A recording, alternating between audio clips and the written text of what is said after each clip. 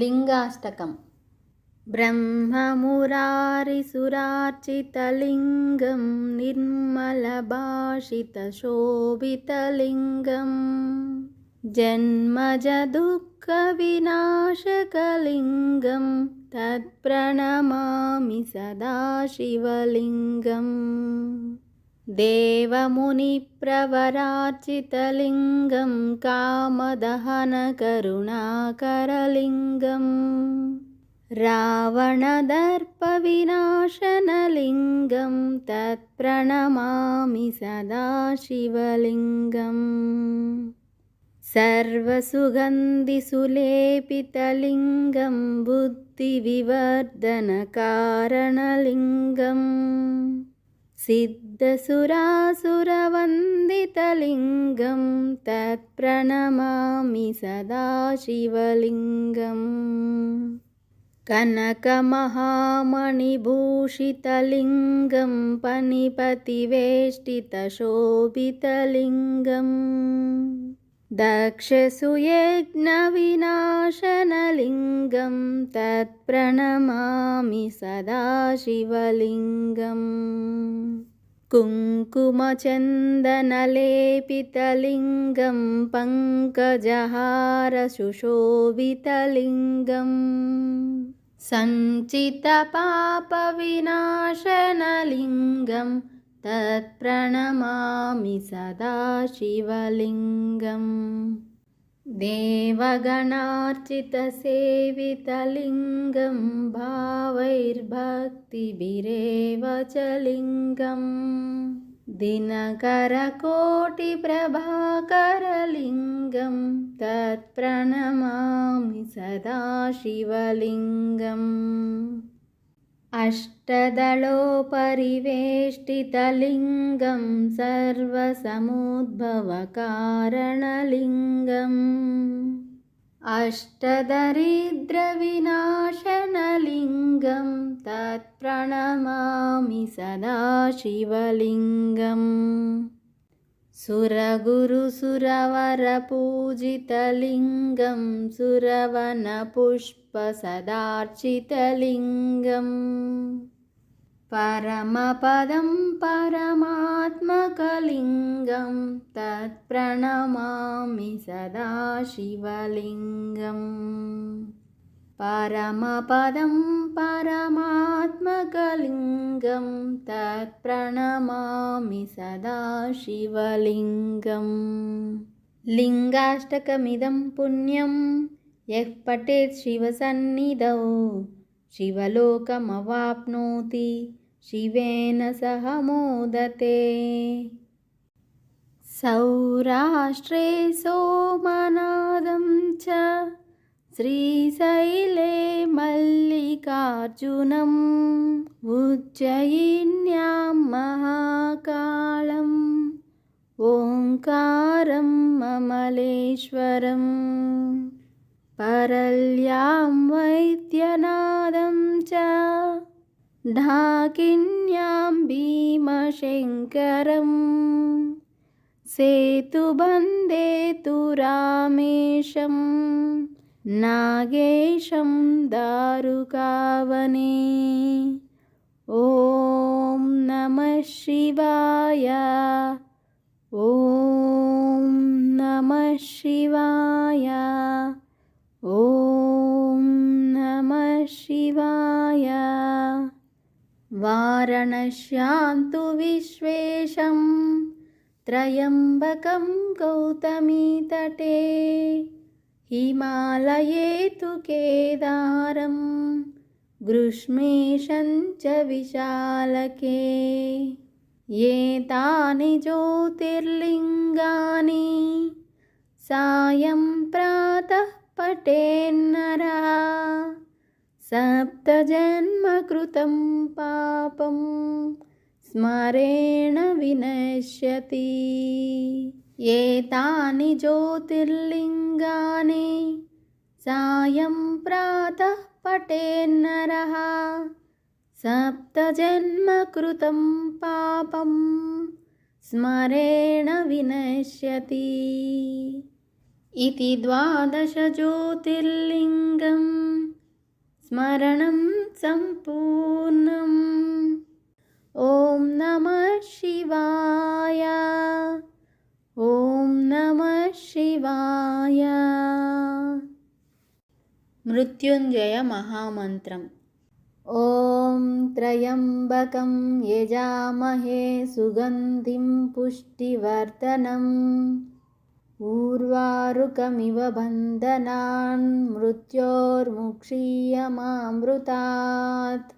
ॐ त्र्यम्बकं यजामहे सुगन्धिं पुष्टिवर्धनम् उर्वारुकमिव बन्धनान् मृत्योर्मुक्षीयमामृतात्। ॐ त्र्यम्बकं यजामहे सुगन्धिं पुष्टिवर्धनम् उर्वारुकमिव बन्धनान् मृत्योर्मुक्षीयमामृतात्। उर्वारुकमिव बन्धनात् मृत्योर्मुक्षीयमामृतात्। रुद्रमन्त्रम्। ॐ नमस्ते अस्तु भगवन् विश्वेश्वराय महादेवाय त्र्यम्बकाय त्रिपुरान्तकाय त्रिकाग्निकालाय कालाग्निरुद्राय नीलकण्ठाय मृत्युञ्जयाय सर्वेश्वराय सदाशिवाय श्रीमन्महादेवाय नमः। ॐ नमस्ते अस्तु भगवन् विश्वेश्वराय महादेवाय त्र्यम्बकाय त्रिपुरान्तकाय त्रिकाग्निकालाय कालाग्निरुद्राय नीलकण्ठाय मृत्युञ्जयाय सर्वेश्वराय सदाशिवाय श्रीमन्महादेवाय नमः। बिल्वाष्टकम्। त्रिदलं त्रिगुणाकारं त्रिनेत्रं च त्रियायुधं त्रिजन्मपापसंहारम् एकबिल्वं शिवार्पणम्। त्रिशाखै बिल्वपत्रैश्च अच्छिद्रै कोमलै शुभै तव पूजां करिष्यामि एकबिल्वं शिवार्पणम्। कोटिकन्या महादानं तिलपर्वतकोटयः काञ्चनं शैलदानेन एकबिल्वं शिवार्पणम्। काशीक्षेत्रनिवासं च कालभैरवदर्शनं प्रयागे माधवं दृष्ट्वा एकबिल्वं शिवार्पणम्। इन्दुवारे व्रतं स्थित्वा निराहारो महेश्वरा नक्तं हृष्यामि देवेश एकबिल्वं शिवार्पणम्। रामलिङ्गप्रतिष्ठा च वैवाहिककृतं तथा तटाकानि च सन्धानम् एकबिल्वं शिवार्पणम्। अखण्डबिल्वपत्रं च आयुधं शिवपूजनं कृतं नाम सहस्रेण एकबिल्वं शिवार्पणम्। उमया सह देवेश नन्दिवाहनमेव च भस्मलेपन सर्वाङ्गम् एकबिल्वं शिवार्पणम्।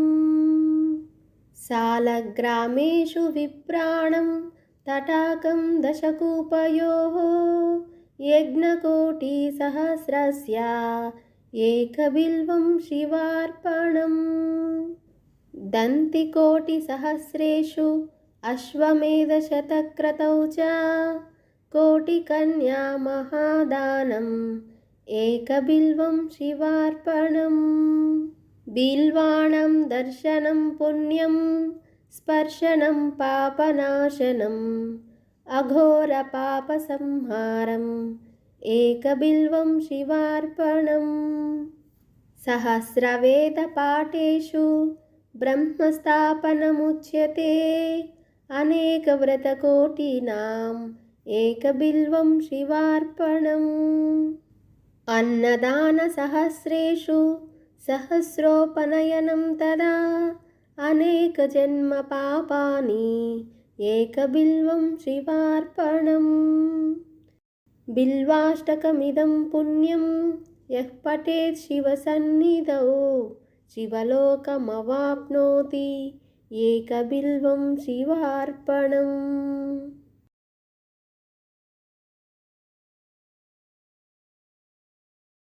देवदेव धवलाचलमन्दिर गङ्गाधरा हर नमो नमो।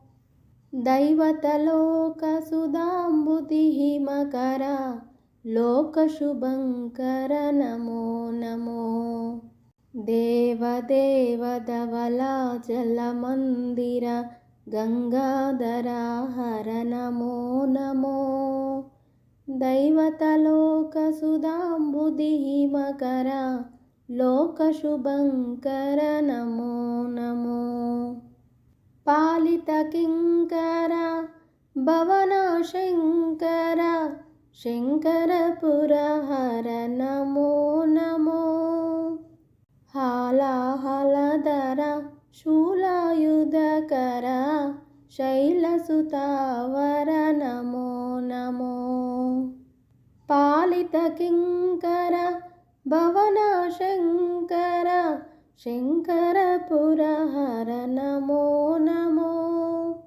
हालाहलधर शूलायुधकर शैलसुतावर नमो नमो।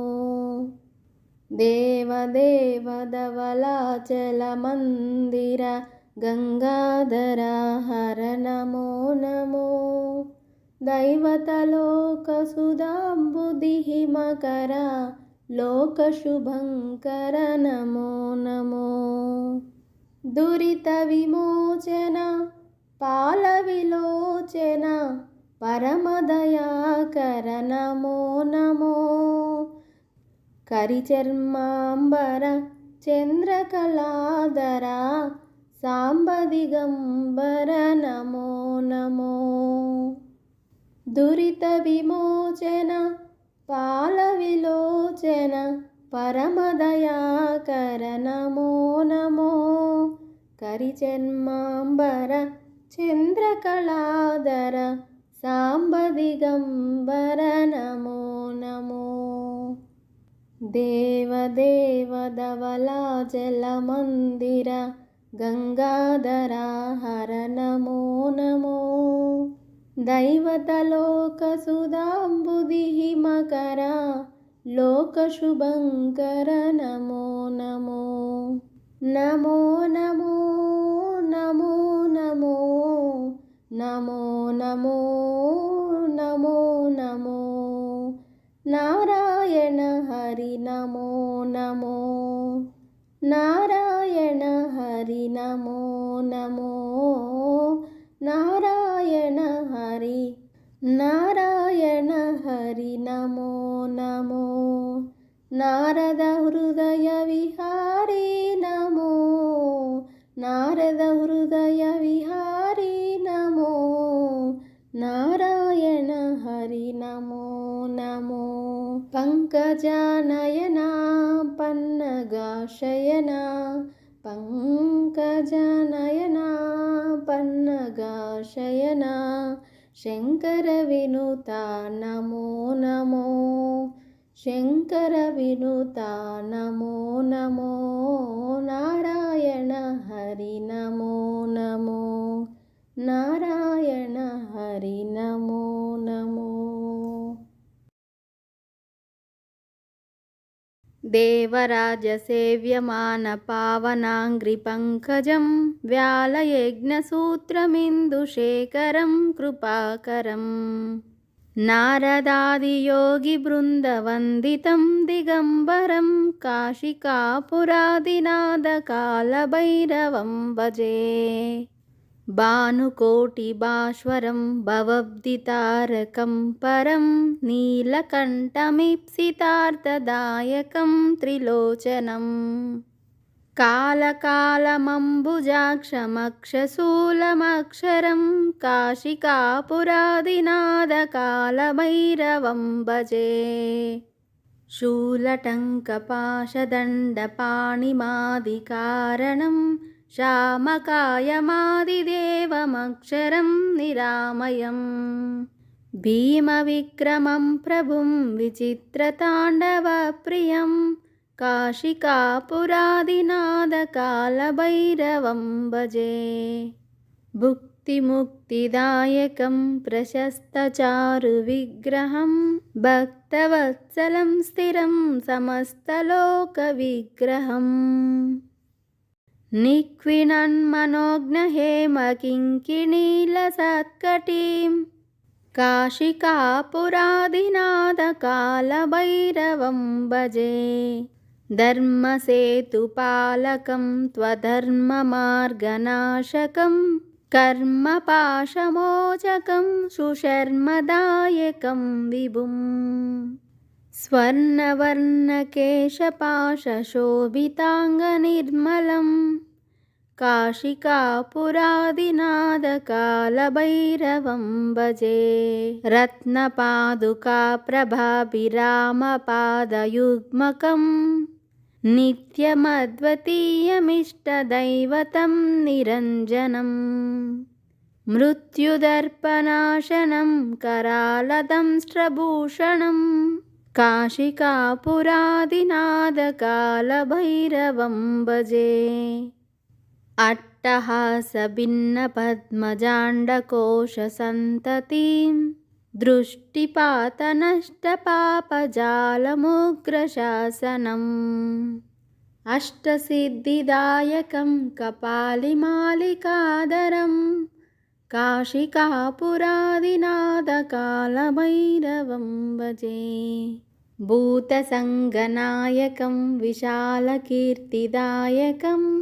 काशीवासिलोकपुण्यपापशोधकं विभुं नीतिमार्गकोविदं पुरातनं जगत्पतिं काशिकापुरादिनादकालभैरवं भजे कालभैरवाष्टकं पठन्ति ये मनोहरं ज्ञानमुक्तिसाधकं विचित्रपुण्यवर्धनं शोकमोहदैन्यलोभकोपतापनाशनं ते प्रयान्ति कालभैरवाङ्घ्रिसन्निधिं ध्रुवम् इति श्रीमत्शङ्कराचार्यविरचितं कालभैरवाष्टकं सम्पूर्णम्।